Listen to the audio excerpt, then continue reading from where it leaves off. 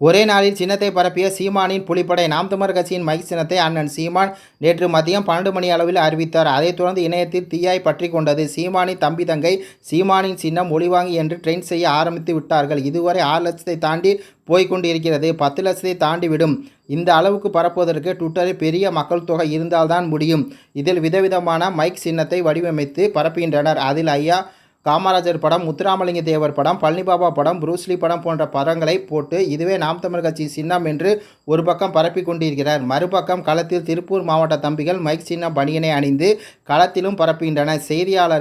செய்தியாளர் அண்ணன் சீமானிடம் எப்படி சின்னத்தை சேர்க்க போகிறீங்க, குறைந்த நாள் தானே இருக்கிறது என்று கேட்கும்போது அண்ணன் சீமான் சொல்லது, சின்னம் வந்ததும் 1 நிமிடத்தில் சின்னத்தை கொண்டு செல்லும் ஐடி விங் உள்ளது என்று சொன்னார். அது இப்போது நடந்துவிட்டது. சீமானின் சின்னம் ஒளிவாங்கி. நன்றி, வணக்கம்.